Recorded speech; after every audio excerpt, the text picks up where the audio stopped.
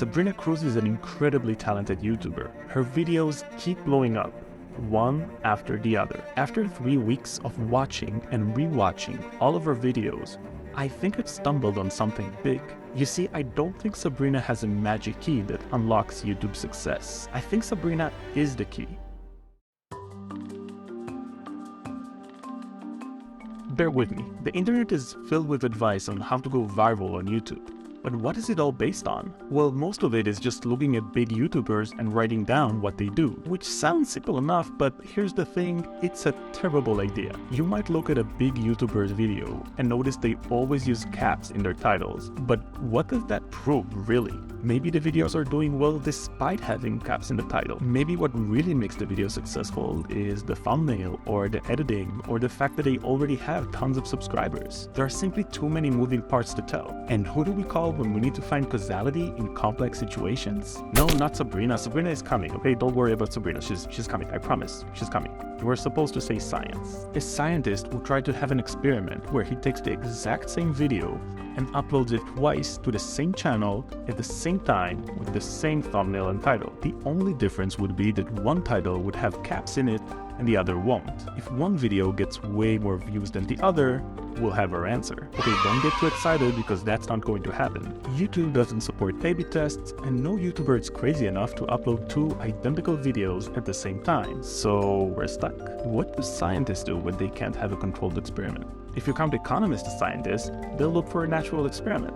And this is where Sabrina comes in. You see, Sabrina actually shares her channel with 2 other creators. Each creator makes their own videos and uploads them to the channel. That means all 3 creators have the exact same number of subscribers at any given time. So the effect of having tons of subscribers is naturally controlled. But wait, it gets better. If you watch the videos on the channel, you can see that they always end with credits to the people who worked on the video. Thanks to the credits, we can actually see that all 3 creators work with the same video editors and motion designers. So all creators should have more or less the same level of production quality in their videos. Yet another effect that is naturally controlled. Now, I don't know for sure who makes the thumbnail and title, but I gotta say they all look very similar. So all videos are being shared with the same number of subscribers. They're all being worked on by the same video editors, and all of them share the same style of thumbnail and title, and yet Sabrina's videos are getting 5 times more views. This isn't a one-time thing either, it's incredibly consistent.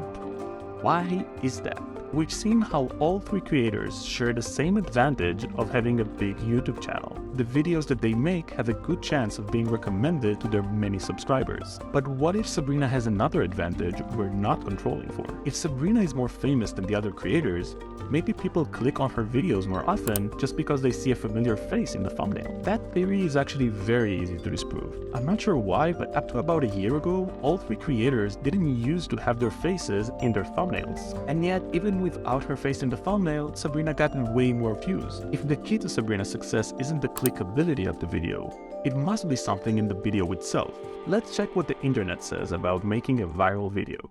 Shelby has 10 different changes of scene in the first 20 seconds. In fact, one shot is never on screen for more than 3 seconds. Is that what's going on here? Does Sabrina start her video with lots of cuts that keep the viewer watching? I briefly considered watching all the videos and manually counting the number of cuts in the first minute. Then I remembered I'm not an insane person, so I decided against it. What I did instead is to tell my computer to do it for me. First, I wrote a very basic Python script that uses a library called PyTube to download all the videos from the channel. I'm like 20% sure that this is completely legal. Then I used FFmpeg to save the first minute of the video as a separate file, and use something called PySynDetect that tells me how many cuts are there in the file. Now we'll let the computer do its magic while I enjoy this nice cup of tea.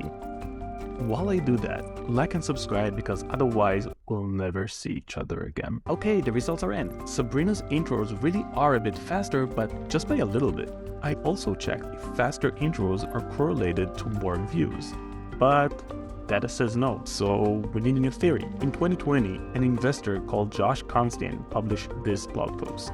He says here that the reason TikTok videos do better than Instagram stories is because of something he calls content density. Sounds interesting, but what is this content density thingy? He describes it as how many ooh, ah, or haha per second. Okay, this isn't the most airtight definition I've ever seen, but you get the point.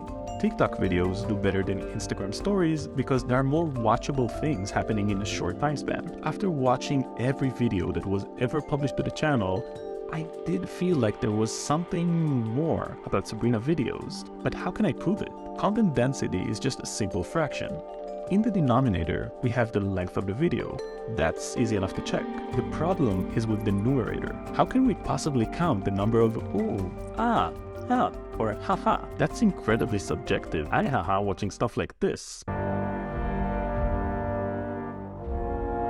Okay, how viewers respond to the video is obviously subjective and very hard to measure, but maybe we can count the number of attempts, how many times the video tries to be interesting or funny. So we'll be calculating the density of the content regardless of how good that content actually is. That seems doable. Sabrina's channel can be classified as edutainment, a channel where you learn new things in an entertaining way. So we can try and count the amount of interesting facts included in each video. Lucky for us, all the videos display a footnote whenever they're quoting a source. If we assume that a footnote is an indication of an interesting fact, we can count the footnotes, divide them by the length of the video, and get our content density metric. Now, we've already established I am not a crazy person, so I'm not going to manually go over all the videos and count all the footnotes.